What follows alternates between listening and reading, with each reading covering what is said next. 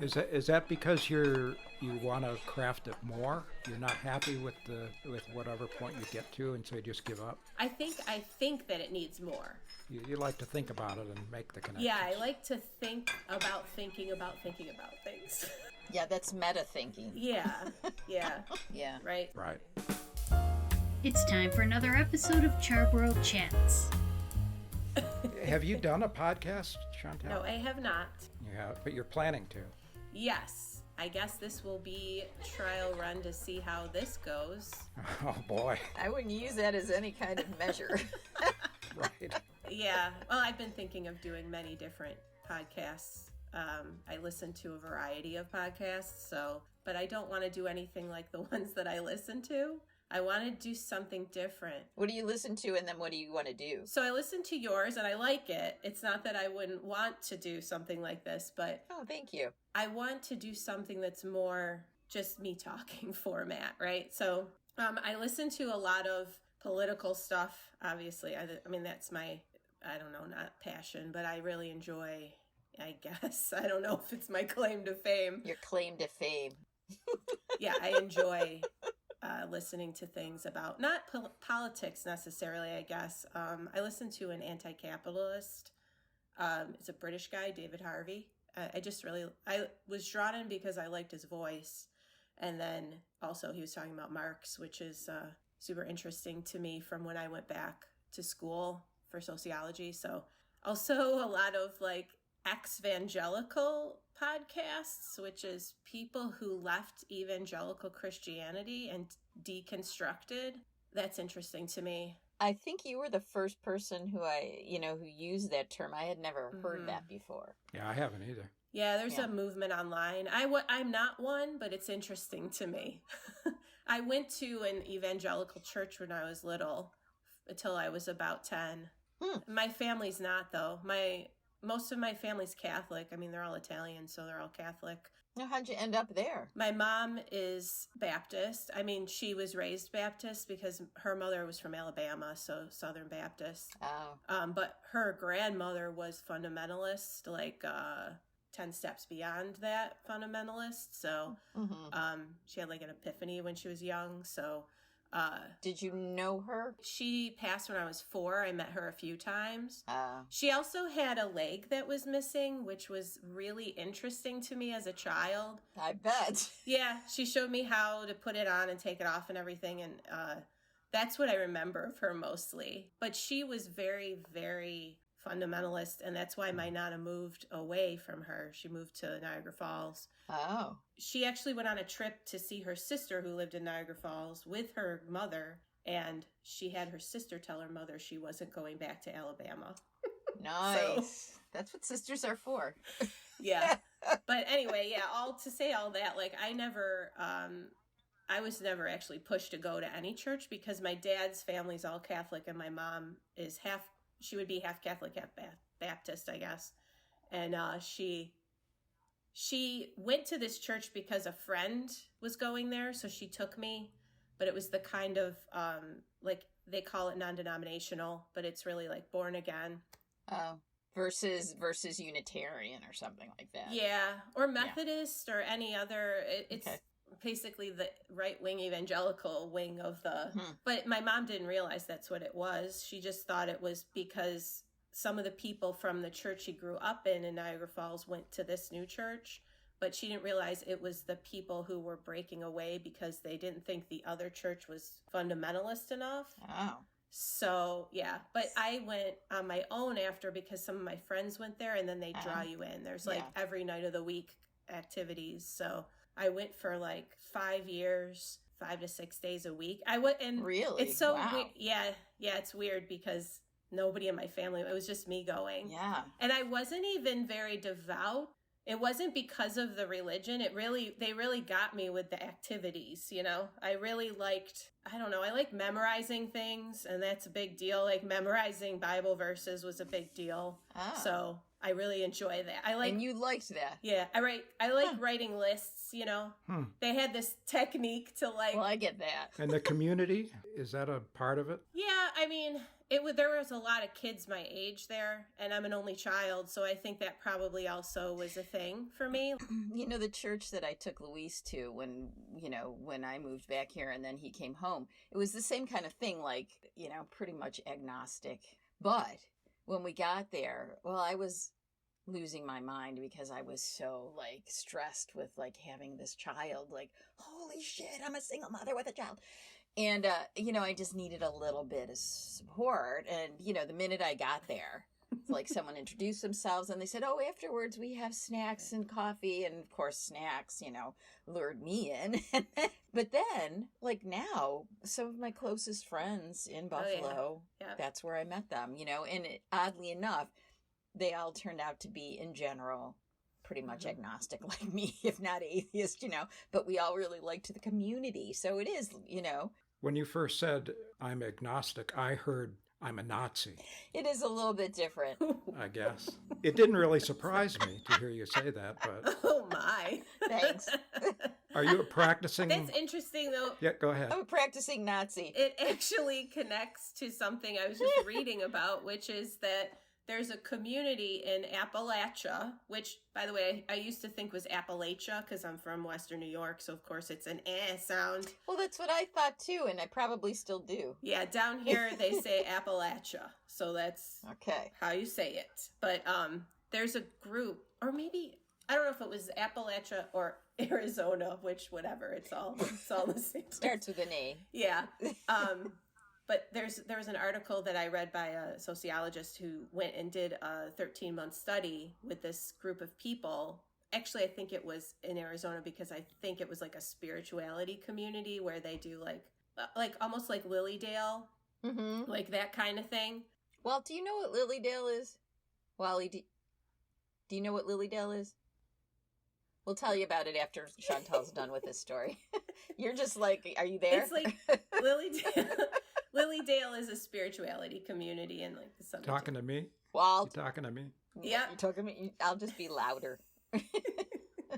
I started talking about this as if I want to talk about religion, and I totally don't. It was just like, I'm into the ex-evangelical movement, even though I'm not one. So the whole point of that was to say that I did go to that church when I was a kid, so I think there's some connection for me from when I went. Well, you probably...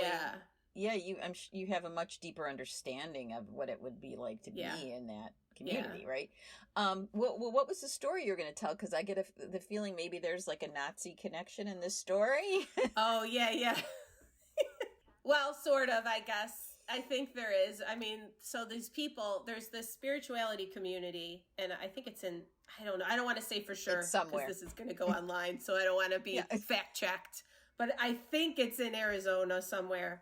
She went there to study the like spirituality. Like I was going to say, Lilydale is a place in the Southern Tier where there's a lot of people who do readings for like psychics, and they have, what is it called? It's the stump in Lilydale. But everywhere, there's one in Niagara Falls too. It's like a vortex situation where they think there's a lot of like spiritual energy. So that's why a lot of people go to Lilydale, because they think that there's this vortex there. But this place also has a vortex, so there's a community around that. They consider themselves fascists. Oh. Yeah, so it was an interesting study. I don't have more to say about it other than that, but I mean, I guess we got here because you asked me about what kind of podcast I want to do, and somehow I got off on some tangent about ex-evangelicals, so it wouldn't be. I think that's a good omen for well, not an omen, but it presages well for your podcast, because if you can just go off and just start going on about something, go off and go on. Yeah. That's good. Yeah, I can definitely do that. You need to be able to just talk. Oh, yes. I love to talk. I think you know that about me. There you go. There you go. So since we started this podcast, we've intentionally steered away from any kind of political commentary. Right. So then I was looking at your website and so on, and I thought, uh-oh, here we go. Going off the edge. Yeah, we don't have to do that. The other topic, though, is music. And I hear from listening to all of your podcasts that Wally doesn't like music. Yeah. Okay, so I don't know that. So I went to school for opera, which is another She's an opera thing singer. that I did. Mostly I just don't like music being everywhere all the time. Oh, That bugs that's me. interesting. That's not what you said before. It isn't? Not really. I change, Grace. I change moment to moment. Yeah. Well, I can tell you that I went to school to sing opera, and I do not enjoy opera. It was not what I meant to do. So, Oh, wow. yeah, I went. Really? Yeah, no, I wanted to do musical theater. Oh. And when I got there, I went to Buff State for that. And the professor that I was assigned, it was also his first year of teaching as a professor. He was an opera singer, and he told us that was all we were going to be doing. So, Wow. yeah. Once I set my mind to do something, that's pretty much it. So I just stayed in it. And Buff State has like a 5-year plan scenario because there were so many gen eds. So for 5 years, I did opera. Some of it was nice. I like chamber music, when it's harmonizing with groups and a cappella stuff. That's fun. He was very he wouldn't even let us, not let us, but he didn't want us to audition for any local musicals at all. Do you do music now? Are you involved in music in any way, or theater? Or? No, when I was still in Buffalo, I was in a choir, like a local choir, but since then I've only been singing at funerals, so that's pretty much my gig. And I don't get paid. I've never gotten paid to sing, which is the worst part of all because that's what I went to school for. So you would hope that you could get something back from those 5 years of school, but What did I say, Grace, before about music, so I can get my stories straight? Oh, well, I thought it was just you did, when I would say it would be like an emotional thing, there like that it would just, Right. It's beyond words or whatever. And you would be like, no, it just doesn't do anything for me. Right. Okay, well, that's still true, but Yeah. So you have a multifaceted hatred of music. yeah, I do. Okay. And when it's forced on me at the mall or something. Yeah, like well, that. I don't like that Yeah. either. I don't like when crappy music is forced on me. That makes me upset. I had a friend I worked with that told me she did not like musicals because people in real life don't just start singing in the middle of a sentence. I was like, also fictional, like every movie. Yeah, it's Yeah. Do people do? It was a strange reason. I went to see Rocket Man with some friends of mine, and when we got out, one of them just did not like it that much, and he was like, well, they made him sing Saturday Night's All Right for Fighting when he was, 12 years old, and the thing, I'm sure he understood they were using it for like emotional underpinning, right? But he didn't like that it was out of the chronology. Right. He didn't like that. Yeah. That's what I love about stuff like that. I liked Rocket Man. Yeah, it was good, wasn't it? Yeah, and I like musicals when they do that because, well, in any movie, what they're saying are words that somebody else put in their mouth. So why not sing? It's fun. That's right. I just don't get that. Yeah. Like I would think that interesting because so many people dislike musicals in general Right. that you would think that you who dislikes music Right. Yeah. would really dislike musicals. Right. I don't though. But you don't. I get caught up in them, and Yeah. I love I love watching dancing. Yeah. So I guess So Fred Astaire and if you go in knowing what it's going to be, maybe. It's right. just when it's forced on you and you don't know music is going to be coming and then it is there. Right. But Yeah. if you go in the theater, you pretty much know what you're going to see. yeah. So. Yeah. Well, the thing that Chantale, when you sent me that info, I was thinking there are a lot of different parts and pieces of that are interesting. But the thing that really stuck out to me, and I don't know if this was true for you or not, Walt. I'm listening. But okay, deconstructing pop culture. That sounded really interesting to me. So, what are you thinking around that? Is that one of the ideas for the podcast?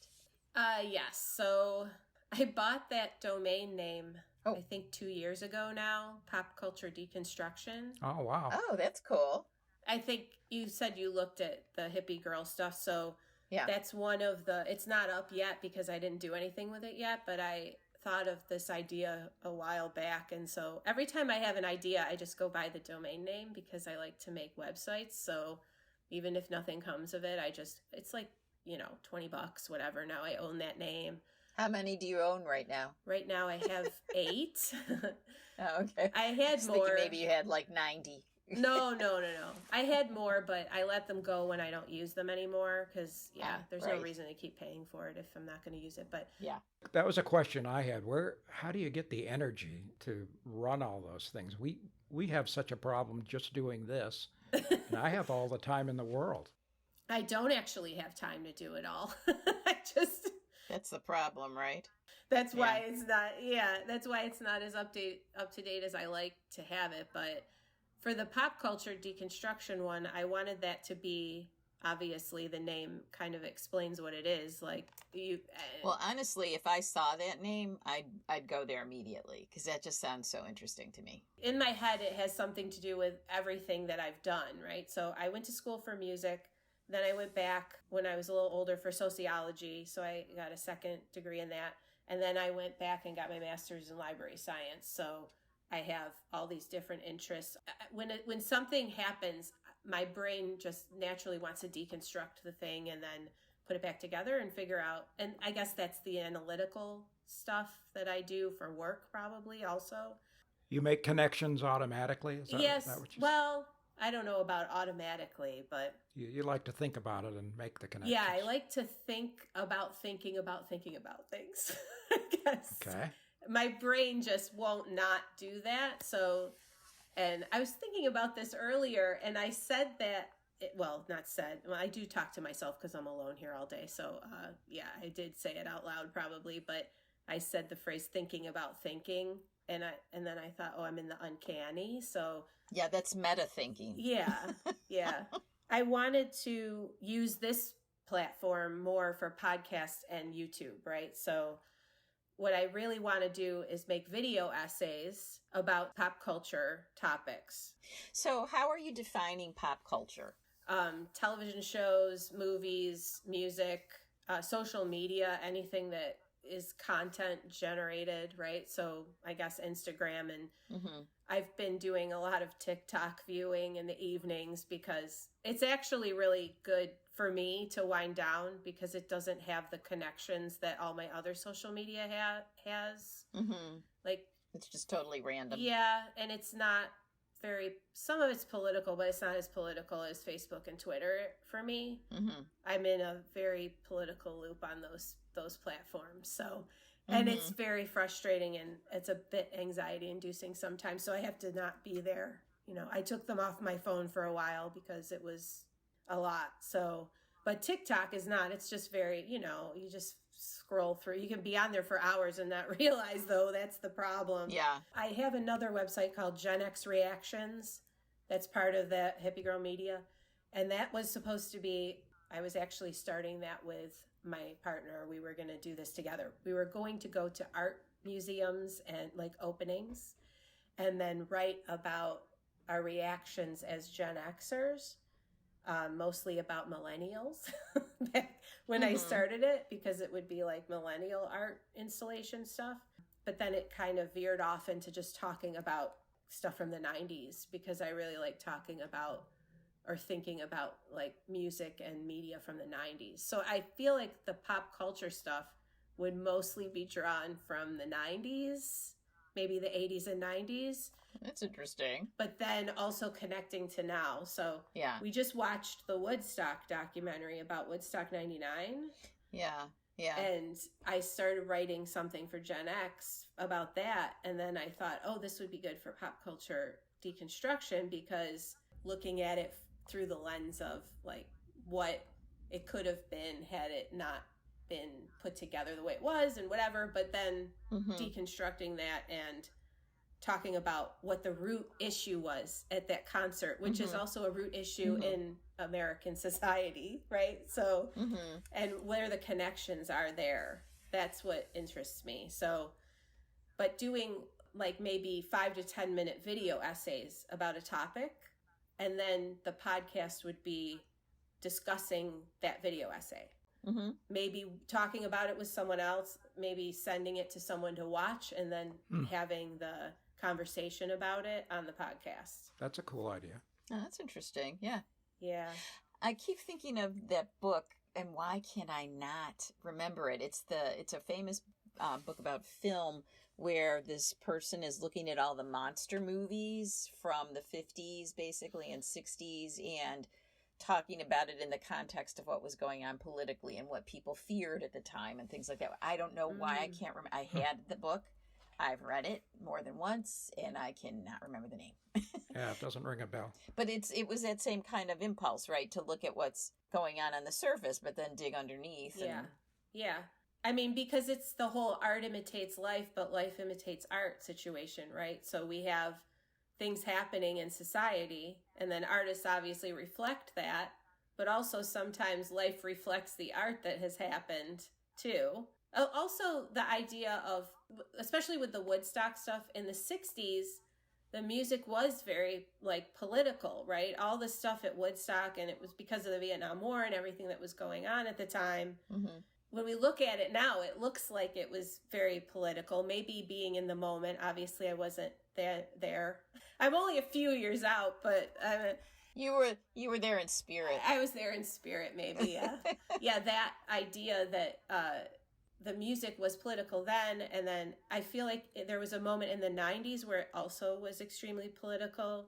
Mm-hmm. Bikini Kill and Nirvana and all of that, and then a lot of those people died. And then we moved into the 2000s, and it's still somewhat, and I think now it's coming back again around to that. And so maybe it's just a phase situation, or maybe it's because of events, but that's the kind of things that I want to kind of think about and look at and talk about. What's your process?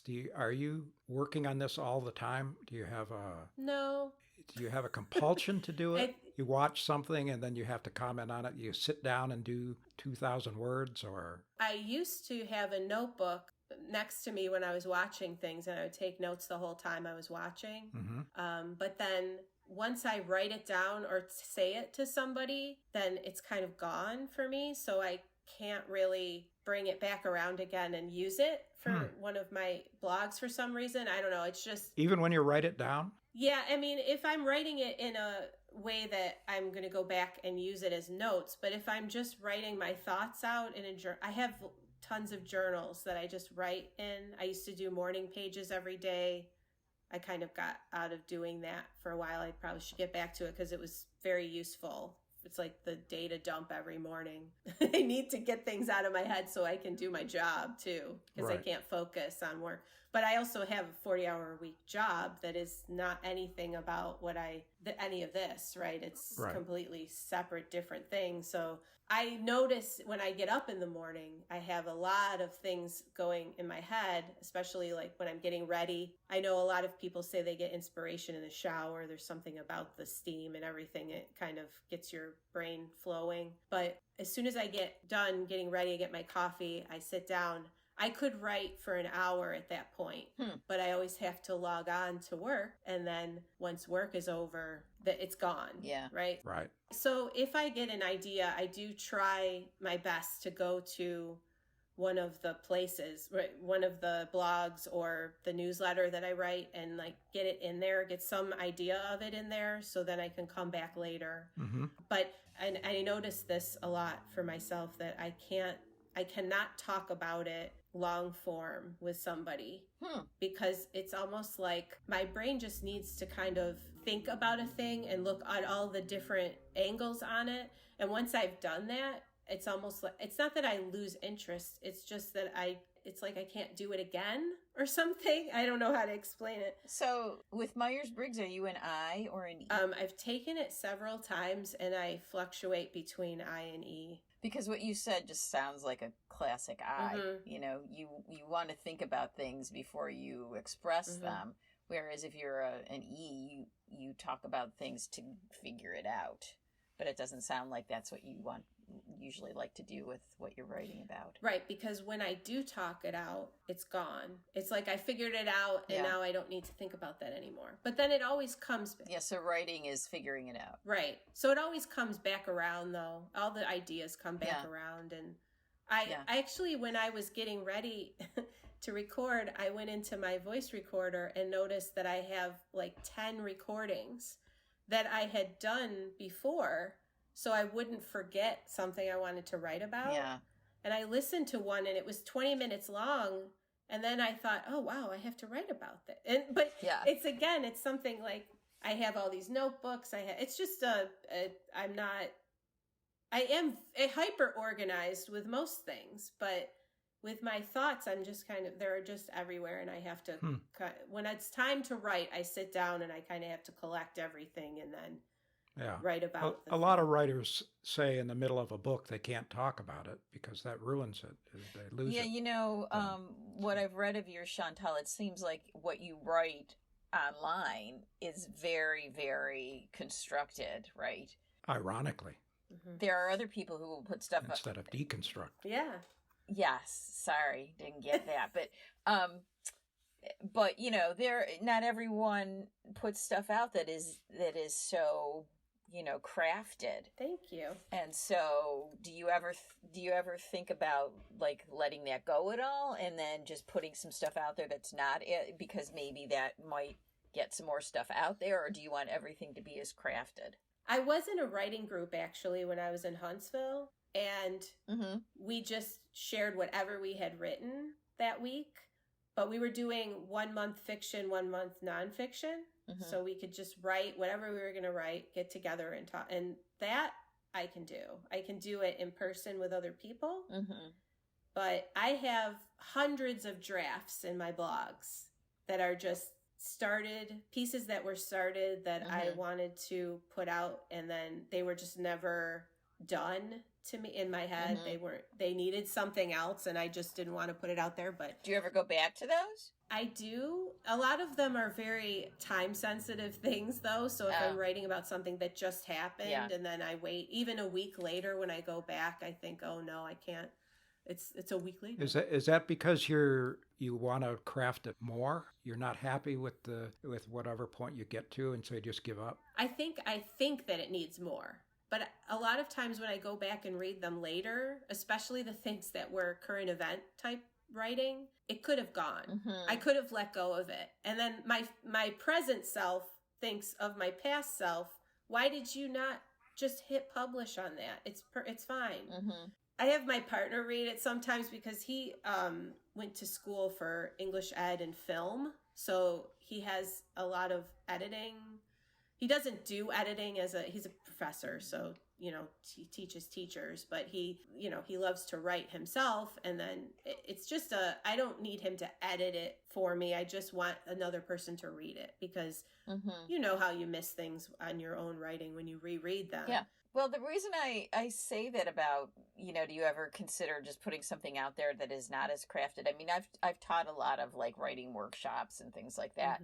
And, that's one thing I found with my own writing, especially at work, right? Like the more I just kind of let loose and let more of myself into it, the easier it gets, And sometimes I think the better it gets. And it's not that I wouldn't want to craft something. I mean, I still do, but sometimes I feel like that can be a block for people. And maybe it's blocking you a little bit. I don't know. I have no idea. Yeah, I think when I look back and I think about that and I say, oh, I should have just hit publish, like I said, on that last one because it was good. Yeah. That's why the newsletter, I think, for me is good. Because I set a goal of every first and third Monday of the month, I will be sending this out no matter what. So whatever's in it is what's going to go. And if it's not finished in my mind, it's finished. Yeah. Anyway, it's going. Right. I mean, because what you send out, I mean, I look at that and I'm like, I don't think I could do that every 2 weeks, because it is it's, they're long, they're polished, they're, and it would take me forever to write something like that. But so if you were going to do the pop culture deconstruction, like your first episode, your first whatever, what would you do it on right now? Like, what are you thinking about right now? Really, I'm very mired in this evangelical thing right now. Yeah. That's kind of what I want to do with a video essay is pull all of the sources of a thing into one place. And then, because I think the Research Notes newsletter is I'm kind of obsessed with like giving people information, like lists of information and links to other places to find out more about whatever it is.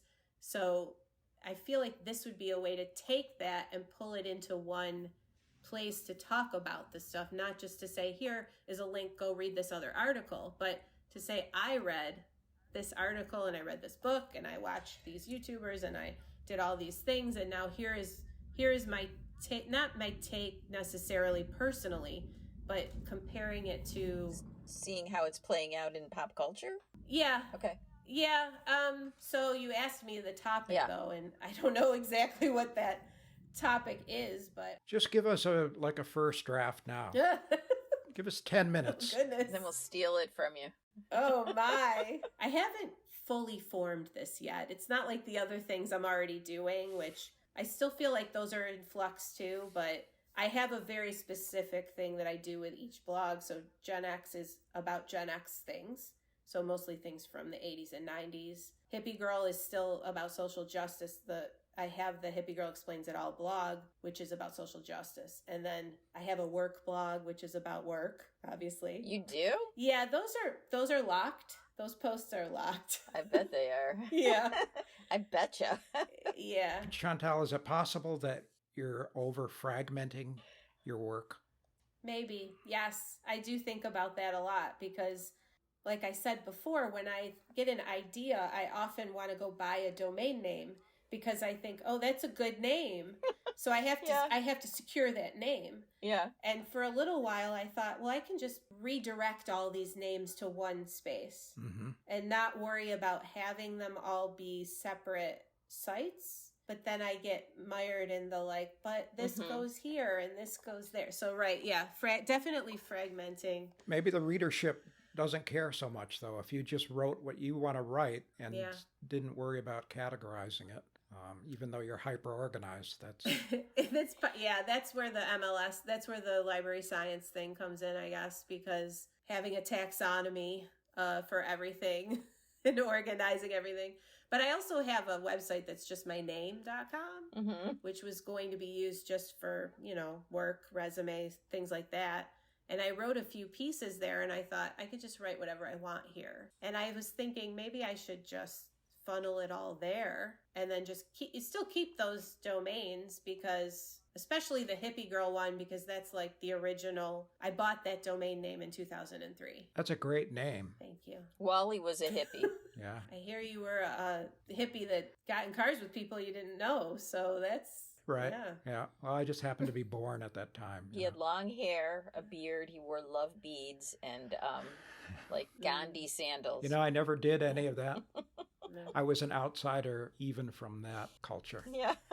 He's the perennial outsider. Are you a hippie, Chantale, or are you a hipster? I mean, okay. I'm not a hipster. I don't think I'm old enough to technically be a hippie. Yeah, I don't look at you as a hippie. On your website, you have Black Lives Matter, vaccines work, climate change is real. We don't have to go into the real political stuff, but where does that all come from? I don't know what I'm trying to ask, but I mean, I am super liberal. Right. If that's what you're asking. Yes. My parents are also liberal, so I don't. It's not like I'm. It's not a backlash to anything from growing up. This is the same as them. Like I said, they're hippies, so I don't know why. I just am interested in people having rights, I guess. I don't know. Yeah. I just wonder where it comes from. That's all, just on a general. Because I'm an old guy. I'm a guy. I'm as white as you can get. And yet I'm completely on your side on all of that. I've become more and more liberal the older I get.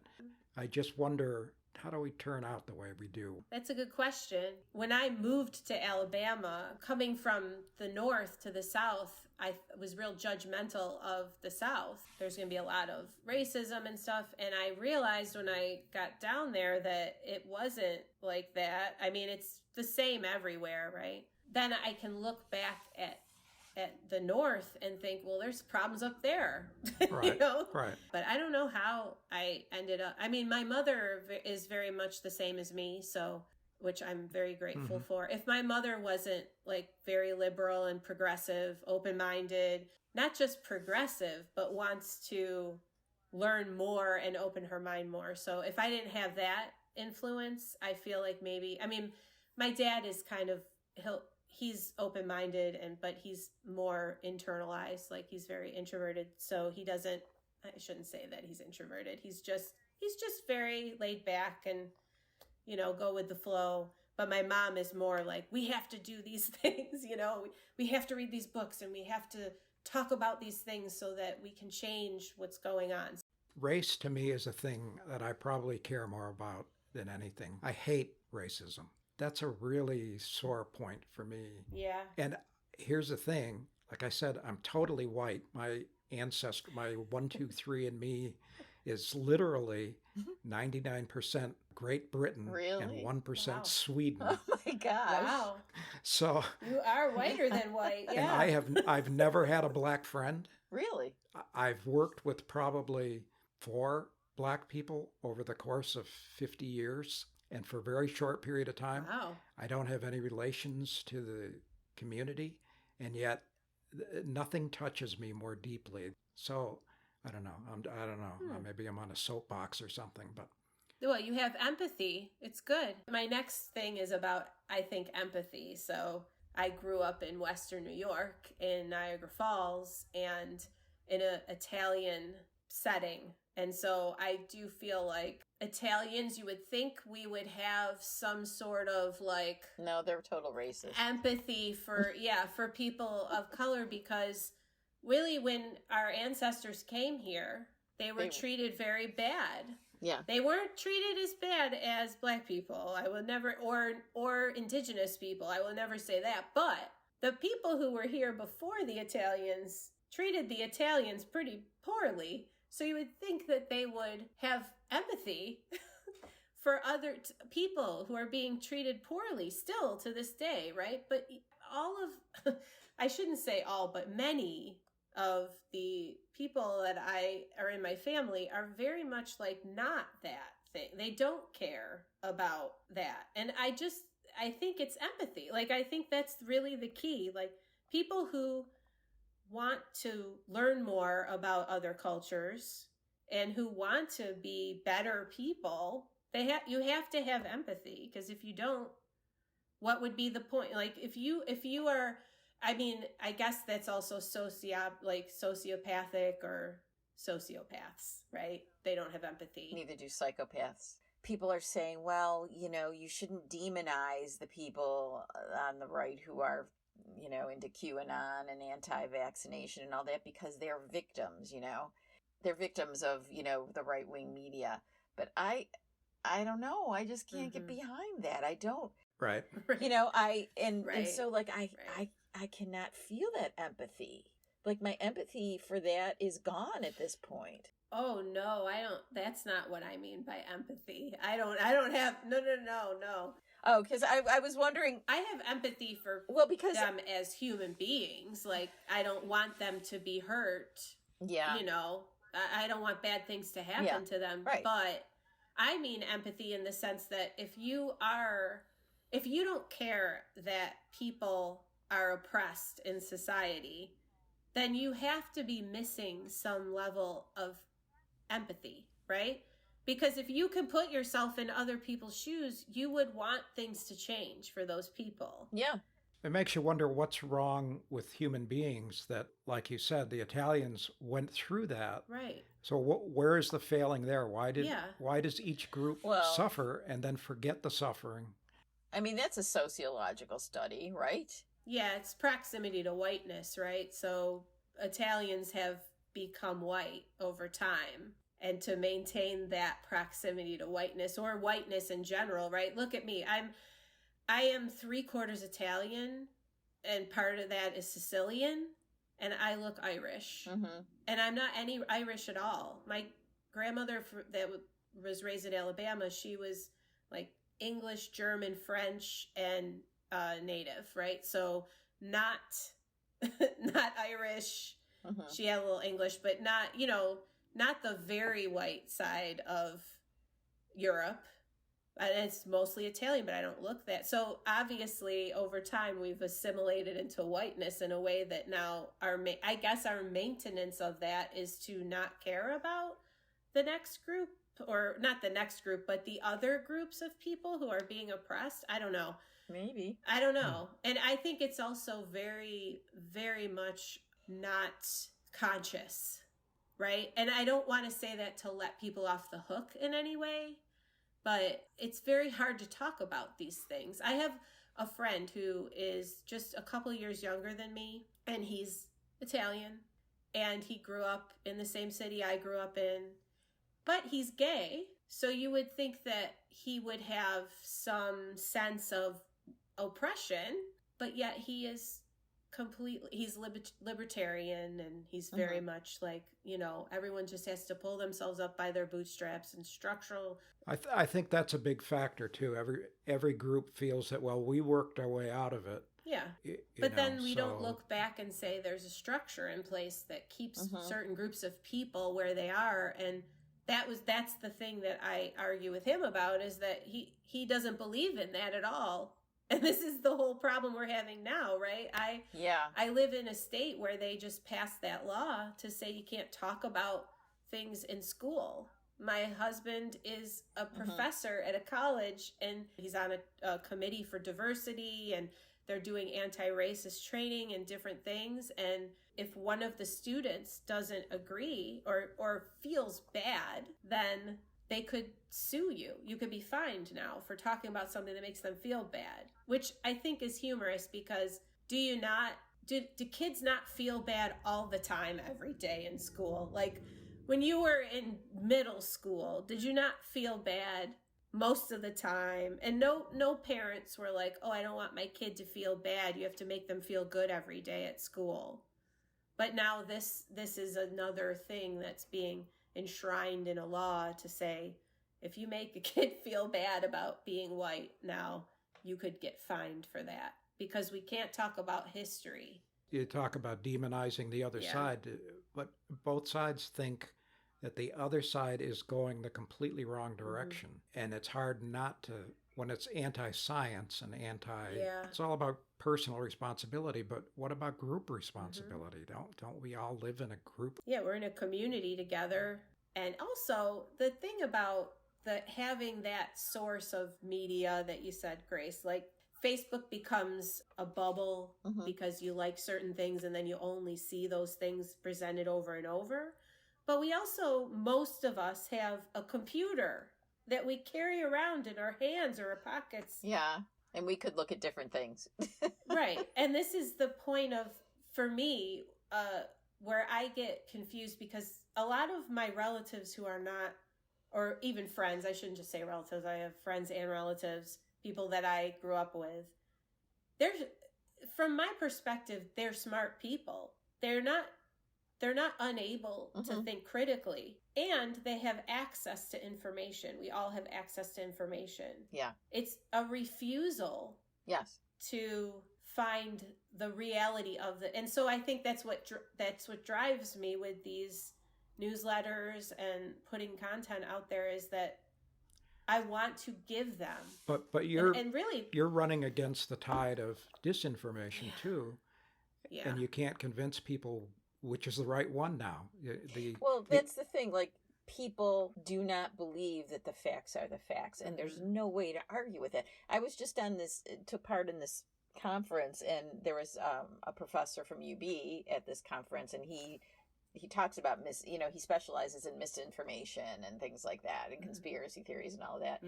And he was saying, like, he's very interesting. And he was saying how, like, in his classroom, he's had students tell him that he respects their opinion and they don't feel like he's but the thing is, he'll say, well, the only thing I present in my class is facts, right? And he'll say that to them. But the thing is, there is this segment, those facts, they do not believe that they are fact. Yeah, I don't know how it happened. It's like a switch was flipped at some point. Well, I think the switch was flipped and people felt comfortable coming out with it. To me, I said this to my mother last week. We were talking about this, and I said, most people don't drive drunk, but not getting vaccinated and then going out into the world without a mask on is like the driving drunk. Never happened. Because you can hurt yourself and everyone around you, right? Right. I mean, if you can't get vaccinated and then you wear a mask, that's different. There are people who really can't have a vaccine. But if you do that and then you don't also want to protect the people around you and yourself, I mean, you're going out into the world of COVID, then I don't know. But it's all in the same bucket of don't tell me what to do. That's all it is. It's just don't tell me what to do. Don't try to change my mind. I'm going to do me, you do you, and we'll live here together. We don't like it that you guys want to be here with us when you want everyone to be equal and safe and healthy, right? But we'll tolerate you here, because you pay taxes and you're part of, the society. I don't know what it is, but I don't hide things from people anymore. So I was taught to speak my mind, but I just really felt like I should be cordial for a long time, and I don't feel like that anymore. I'm dreading the blowback from this podcast. Yeah.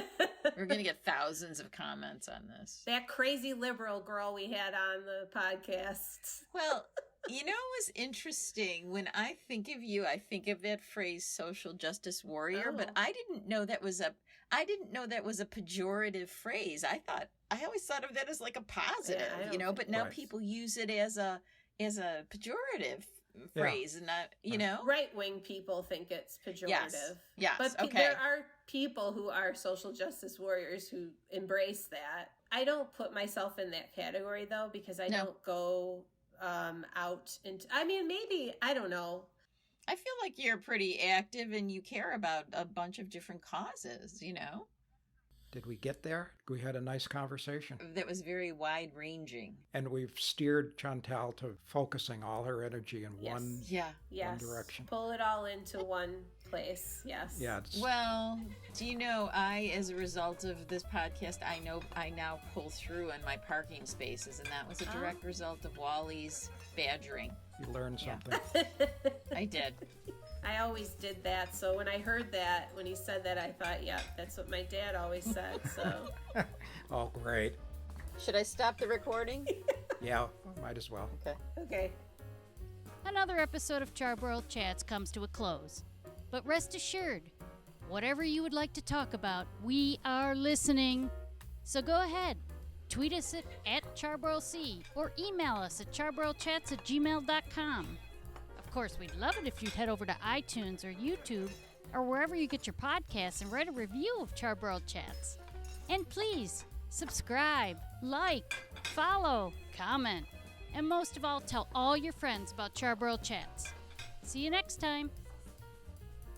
And my partner also, he always pulls through if there's an empty space, so. Is that a dude thing, maybe? Is it a dude thing? It's just such an efficiency thing.